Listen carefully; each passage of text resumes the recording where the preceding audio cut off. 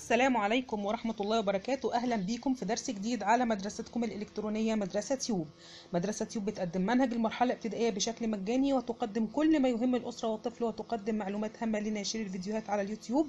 فضلا وليس أمرا أخواتي الحبيبات، اللي لسه ما اشتركش في القناة يشترك ويفعل الجرس بالمنظر ده علشان يوصل له كل جديد، فضلا وليس أمرا.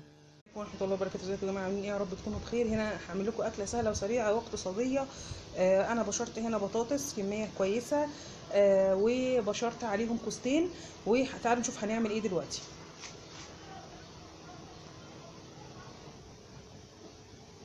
عملت ايه هنا يا جماعه؟ انا جبت كوسه والبطاطس اللي انا بشراهم على طاسه تيفال من هي ما بتلزقش، سخنه جدا، ونزلت عليها بشر البطاطس وبشر الكوسه، وابتدي ان انا الزقه ببعضه بالمنظر ده.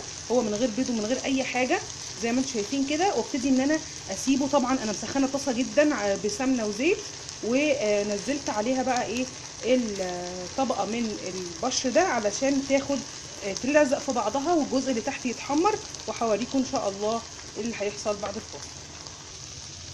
زي ما انتم شايفين يا جماعه هي اتحمرت، مجرد بس هي لزقت في بعضها بالسمنه والزيت، وانا حاطه كميه سمنه وزيت بسيطه جدا، ولزقت في بعضها وقلبتها بالطبق زي ما انتم شايفين لحد ما تاخد وش بقى من الناحيه الثانيه، وهتشوفوا هعمل ايه. خلاص كده ايه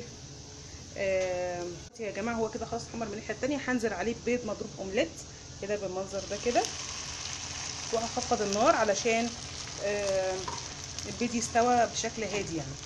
ده بالمنظر ده كده بنحركه. وجبه هايله متكامله فيها نشويات، فيها بيض، تصلح على فكره الرجيم، لان كل 100 جرام من البطاطس فيه 70 سعر حراري بس، لكن كل 100 جرام من الدقيق الابيض فيه 400 سعر حراري. فهي فيها نشويات لكن نسبه بسيطه بالمقارنه بالعيش وبالحبوب كلها.